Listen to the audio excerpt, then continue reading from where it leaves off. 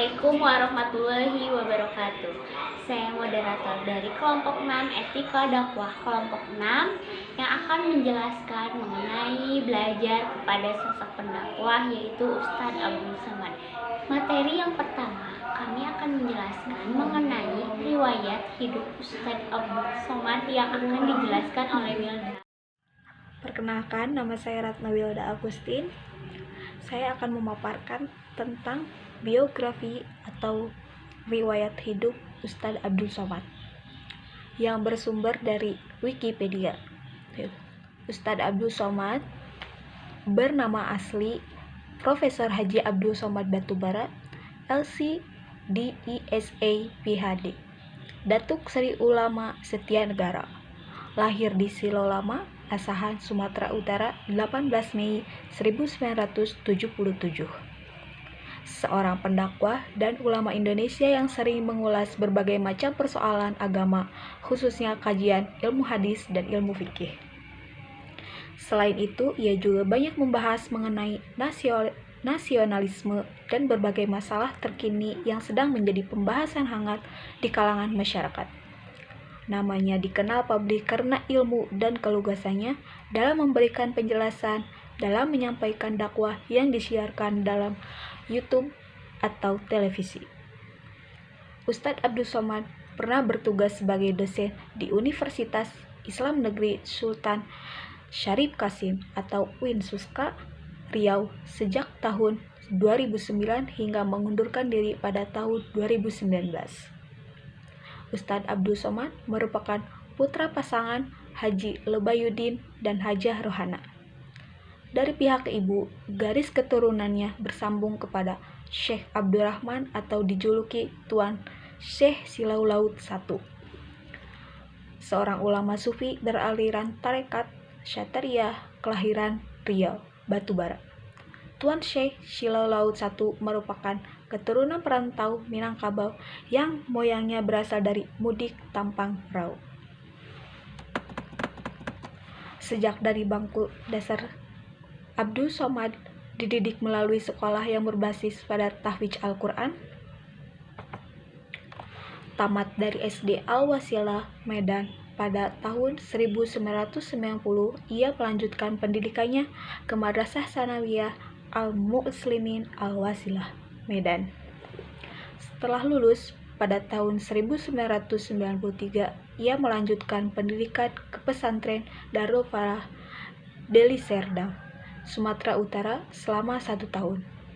Pada tahun 1994, ia pindah ke Riau untuk melanjutkan pendidikan di Madrasah Aliyah Nurul Falah Air Molek Indi Gerari Hulu dan menyelesaikan pada tahun 1996. Tahun-tahun berikutnya antara 1996 sampai 1998 ia sempat berkuliah di UIN Suska Medan, Riau. Pada tahun 1998, ketika pemerintah Mesir membuka beasiswa untuk 100 orang Indonesia belajar di Universitas Al-Azhar, ia pun mengikuti tes dan merupakan salah satu dari 100 orang yang berhak menerima beasiswa, mengalahkan 900 orangan yang mengikuti tes untuk mendapatkan beasiswa tersebut. Kemudian, ia akhirnya memilih untuk melanjutkan pendidikannya di Universitas Al-Azhar, Kairo, dan berhasil mendapatkan gelar LC-nya dalam waktu 3 tahun 10 bulan. Pada pertengahan tahun 2002, setelahnya ia pun melanjutkan program pendidikan S2 di Universiti Kebangsaan Malaysia, namun hanya sempat berkuliah selama 2 semester. Pada tahun 2004, melalui AMCI atau dalam bahasa Prancis Agence Morense de Coopération Internationale dari Kerajaan Maroko yang kala itu menyediakan beasiswa bagi pendidikan S2 hingga S3 di Institut Darul Hadis Al-Hasanah.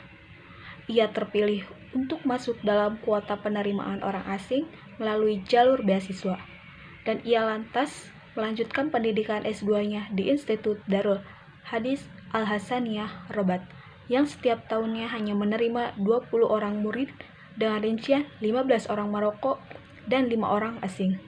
Program S2 diselesaikan dalam waktu 1 tahun 11 bulan dan mendapatkan gelar DESA.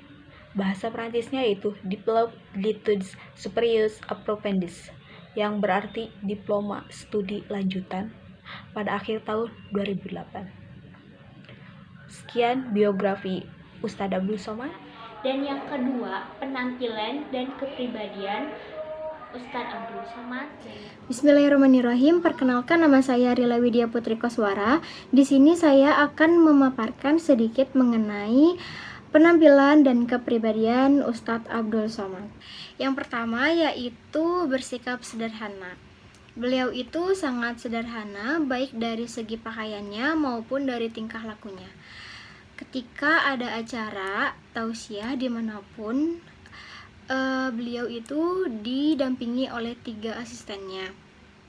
Tetapi beliau itu tidak ada permintaan khusus di setiap acara, baik dari segi makanannya maupun tempat tidurnya atau kendaraannya. Dalam penampilannya pun beliau berpenampilan dengan sangat sederhana, menggunakan peci hitam, baju muslim putih, dibalut dengan sorban yang tidak melilit hingga ke depan, ke belakang, ke samping kiri maupun samping kanan. Yang kedua yaitu bersikap ramah. Ketika diajak berbincang-bincang oleh siapapun, beliau itu menyambutnya dengan hangat. Padahal beliau memiliki aktivitas yang sangat padat, namun beliau tetap bersikap ramah dan sangat bersahaja. Yang ketiga yaitu tidak menolak diajak untuk foto bersama. Menjadi seorang ustadz memang tidak mudah. Peminatnya pun beliau itu sangat banyak dan sangat luar biasa.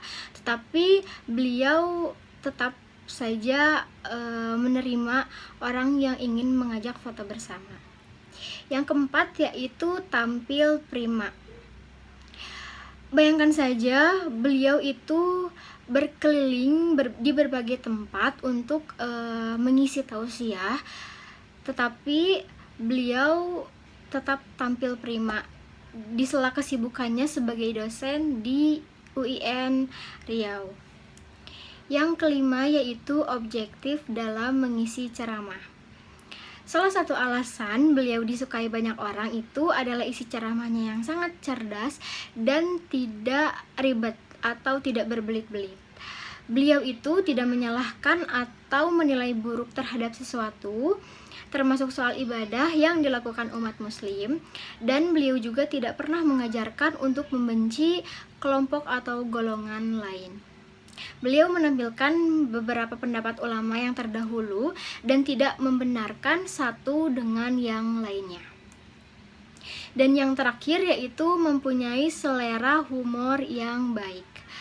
Pernyataan-pernyataan yang berupa fakta dan kehidupan sehari-hari di masyarakatnya pun disampaikan secara menarik sehingga membuat para jamaah itu merasa tidak jenuh dan betah gitu di dalam masjid untuk mendengarkan tausiah beliau.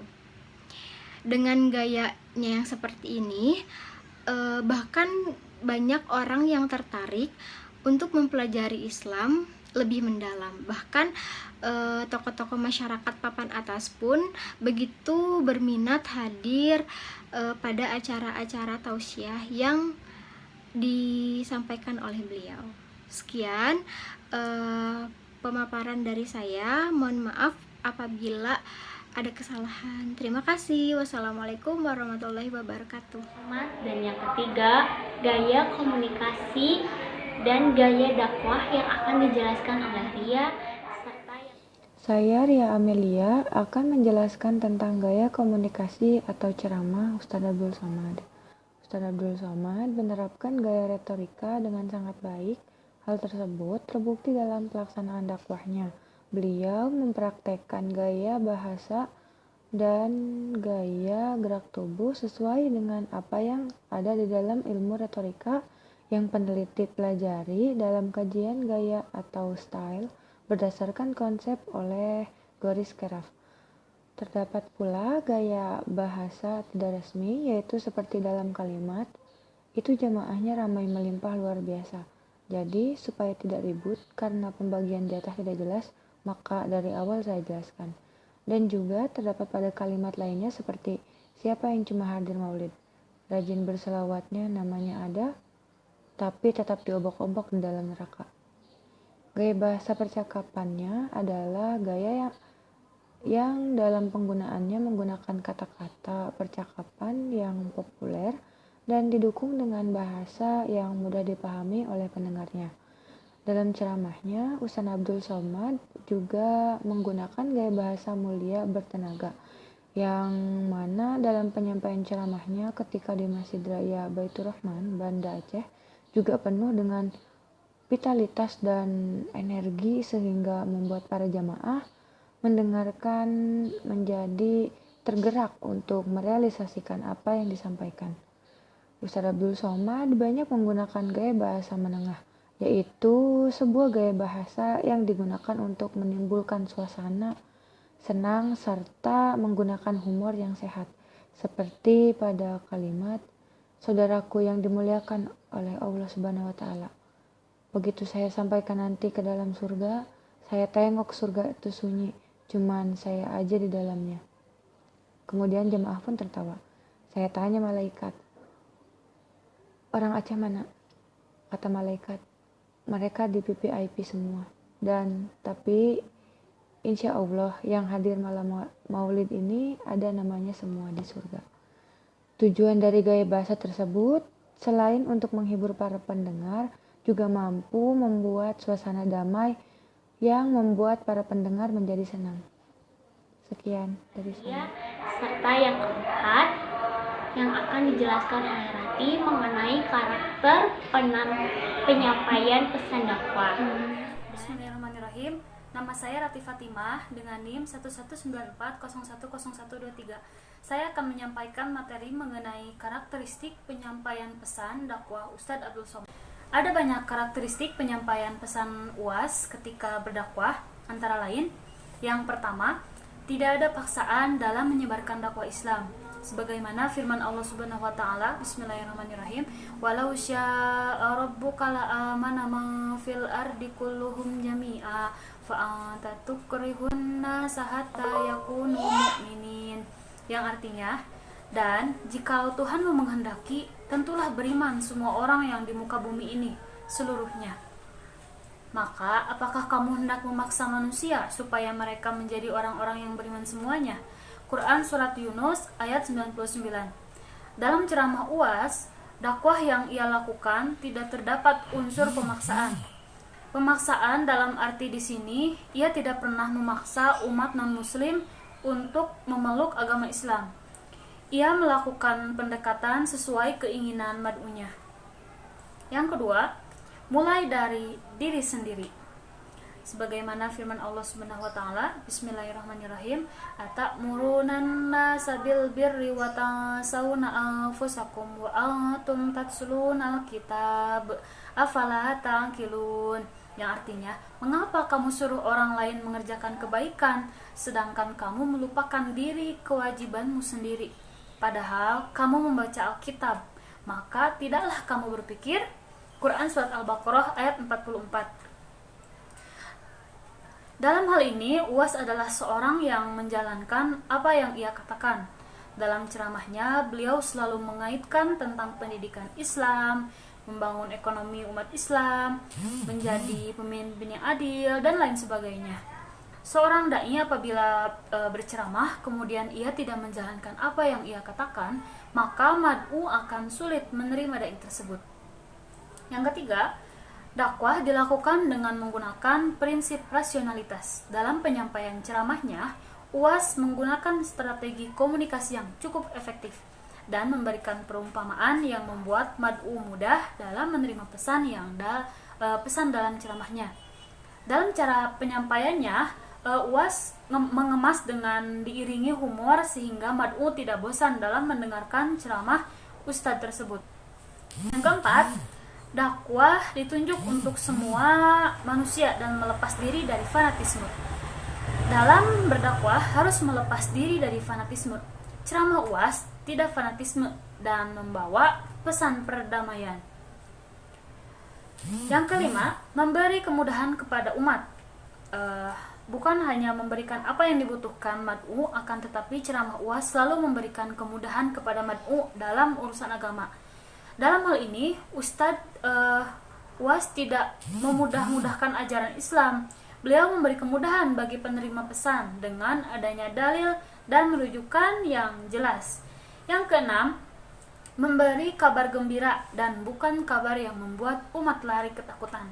Dalam hal ini, memberi kemudahan dan tidak menyulitkan mad'u dalam hal Islam adalah prinsip yang harus dijalankan dalam dakwah.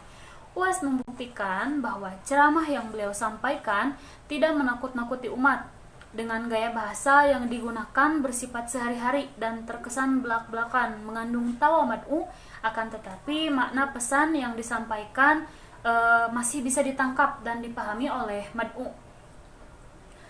Yang ketujuh, jelas dalam memilih metode dakwah. Strategi UAS dalam penyampaian ceramah cenderung mengaitkan dengan fenomena yang terjadi dalam kehidupan masyarakat, sehingga mad'u dapat memahami isi pesan yang disampaikan dengan mudah. Pada saat berceramah, beliau tidak hanya menyampaikan pesan semata-mata tentang agama atau bercerita tentang kehidupan di akhirat. Akan tetapi, beliau melihat keadaan mad'u, pesan seperti apa yang dibutuhkan oleh masyarakat, sehingga dalam ceramahnya, beliau tepat dalam pemilihan metode berdakwah. Yang kedelapan, memanfaatkan berbagai macam media. UAS memanfaatkan berbagai macam media, bukan hanya berceramah di dalam masjid atau di lapangan. Akan tetapi, UAS memiliki banyak media yang bisa menyebarkan dakwahnya ke seluruh penjuru negeri, seperti media sosial, Facebook, Instagram, YouTube, dan lain sebagainya. Yang kesembilan, mempersatukan umat dan tidak mencerai-beraikan umat. Dalam dakwahnya, UAS cukup banyak membahas tentang kebinekaan tunggal ika atau Bhinneka Tunggal Ika. Beliau juga membahas tentang kecintaan terhadap NKRI dan mengatakan walaupun kita berbeda-beda suku, agama dan lainnya, akan tetapi kita tetap saudara dalam Negara Kesatuan Republik Indonesia. Pesan ini ditunjukkan untuk semua umat tanpa terkecuali non-muslim. Ini membuktikan bahwa ceramah UAS bukan mencerai-beraikan umat, akan tetapi mempersatukan dan mengapresiasi adanya perbedaan. Yang ke-10, mengandung unsur kebenaran. Pesan yang disampaikan dalam ceramah UAS semua disertakan dalil-dalil dari Al-Quran dan Al-Hadis yang sahih. Ilmu pengetahuan tentang beliau memang tidak diragukan lagi, serta wawasan yang luas dan memberikan contoh terhadap fenomena sosial membuat mad'u dapat mengerti dengan mudah apa yang disampaikan beliau. Yang terakhir, ke-11 tidak bertentangan dengan nilai-nilai universal. Isi pesan yang disampaikan dalam ceramahnya selalu berkaitan dengan kehidupan masyarakat. Wawasan yang luas membuat beliau mudah memberikan contoh dalam fenomena kehidupan sehari-hari masyarakat, serta menyampaikan dalam konteks lokalitas tanpa bertentangan dengan nilai-nilai universal yang telah diketahui sebelumnya. Sehingga mad'u sangat mudah memahami apa pesan yang terkandung dalam ceramah ustadz tersebut. Hal ini membuktikan bahwa pesan yang disampaikan UAS dalam dakwahnya tidak bertentangan dengan nilai-nilai universal. Sekian yang dapat saya sampaikan, mohon maaf atas segala kekurangannya. Dan yang kelima, yang akan dijelaskan oleh Puji, yaitu karya dan prestasi pendakwah. Di sini saya Puji Rahmi akan melanjutkan tentang karya dan prestasi dari Ustadz Abdul Somad. Karya ilmiahnya yaitu tesis yang berjudul Rijalul Muwatta iwal Sahihayil Ladzina Do'afuhumun Nisa'iyu fi Kitabid Do'afa iwal Matrukina Jama'an wa Dirasatu. Kajian terhadap para periwayat dalam kitab Sahih Al-Bukhari, Sahih Muslim, dan Sahih Al-Muwatta yang dinyatakan do'if oleh Imam An-Nasa'i dalam kitab Ad-Du'afa wa Al-Matrukin, studi komparasi. Lalu juga ada terjemahan dari Arab Indonesia. Yang pertama itu ada perbuatan maksiat penyebab kerusakan rumah tangga, judul aslinya Al-Ma'asi Tu'addi ila Al-Faqri wa Kharab Al-Buyut, penulisnya Majdi Fatih As-Sayyid, diterbitkan oleh Pustaka Al-Kausar, Jakarta, Maret 2008. Lalu ada 55 nasihat perkawinan untuk perempuan, judul aslinya 55 nasihat li al-banat qabla al-zawaj, penulisnya Dr. Akram Tolaat Dar At-Taif, Kairo, diterbitkan oleh penerbit Cendekia Sentra Muslim Jakarta, April 2004. Lalu ada karya-karya lainnya yaitu 101 kisah orang-orang yang dikabulkan doanya, judul aslinya 101 kisos wa kisos lil azina istajaba Allahum ad-du'afa, Majdi Fatih As-Sayyid, pada Desember 2004. Lalu ada 30 orang dijamin masuk surga, judul aslinya 30 al-mubasyarun bi al-jannah, diterbitkan di Jakarta Juli 2004. Lalu juga ada 15 sebab dicabutnya berkah, judul aslinya 15 sebab min asbab naza'al barokah, diterbitkan di Jakarta Agustus 2004. Lalu juga ada indahnya seks setelah menikah, judul aslinya Syahr al-Asal bi lahajal, diterbitkan di Jakarta September 2004. Lalu juga ada beberapa kekeliruan memahami pernikahan, judul aslinya Ahta fi Mahfum Az-Zawaj, Muhammad bin Ibrahim Al-Hamid, pada tahun 2004. Juga ada sejarah agama Yahudi, judul aslinya Tarikh Ad-Diyanah Al-Yahudiyah, diterbitkan oleh Pustaka Al-Kausar, Jakarta, Desember 2009. Lalu selain karya ilmiah dan terjemahan, juga ada karya buku-buku. Ustadz Abdul Somad telah menuliskan beberapa buku yang menjadi bestseller di kalangan umat Islam. Di antaranya itu ada yang pertama 37 masalah populer.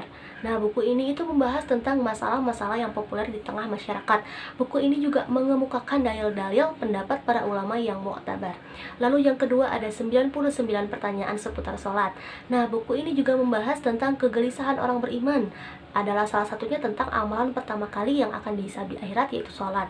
Lalu juga ada 33 tanya jawab seputar kurban. Nah, tentu saja buku ini itu memberi pengetahuan penting bagi penyelenggaraan ibadah kurban. Lalu juga ada 30 fatwa seputar Ramadan. Nah, dalam buku ini itu berkumpul fatwa 3 ulama besar Al-Azhar, yaitu Syekh Atiyah Sakor, Syekh Dr. Yusuf Al-Qaradawi, dan Syekh Dr. Ali Jum'ah.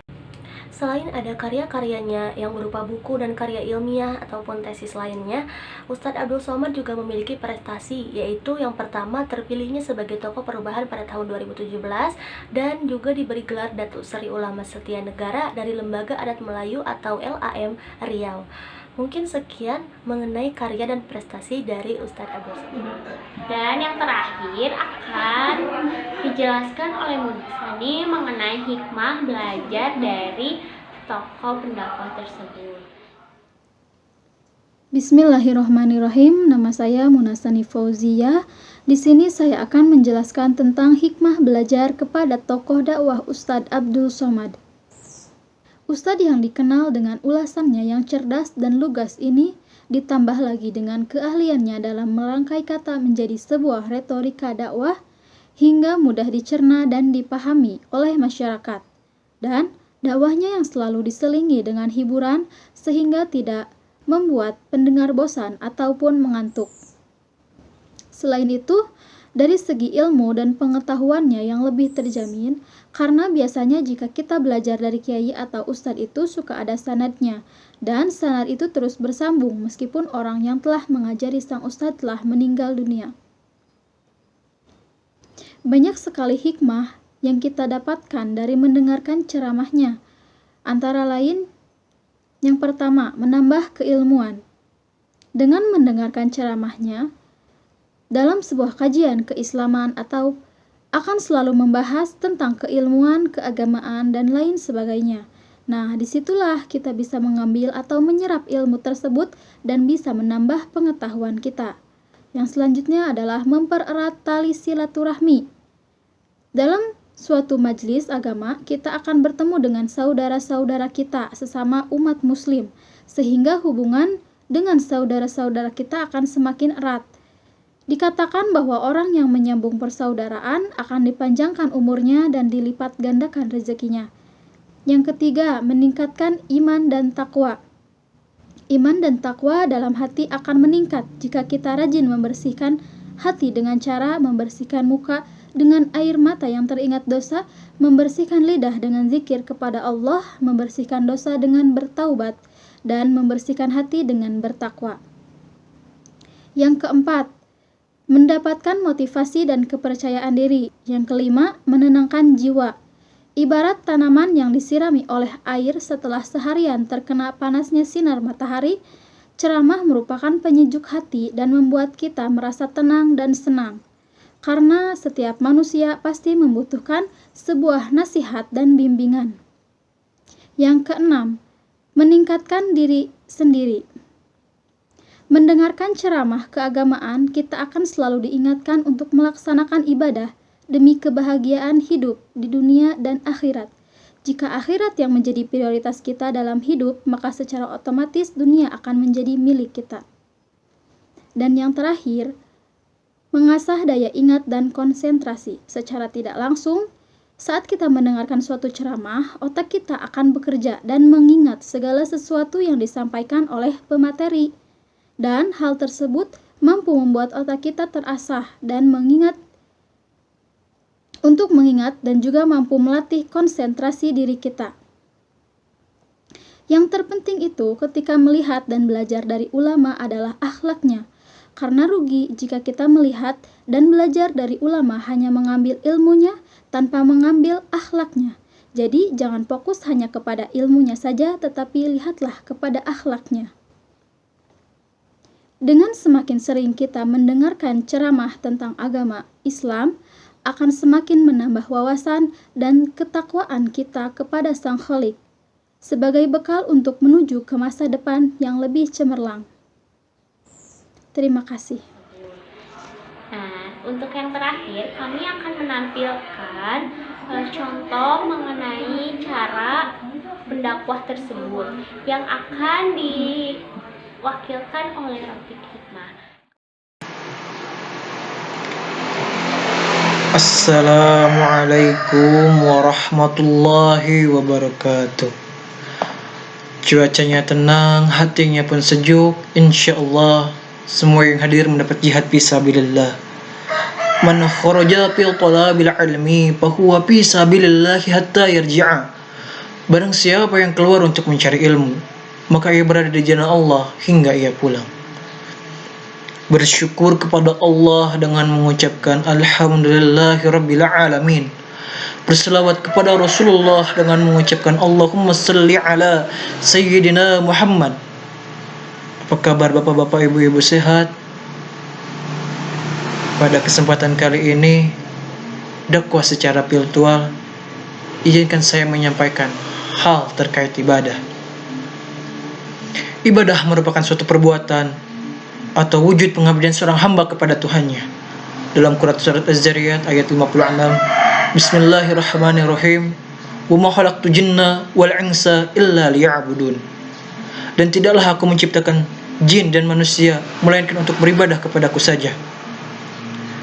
Beribadah senantiasa dilaksanakan dengan ikhlas.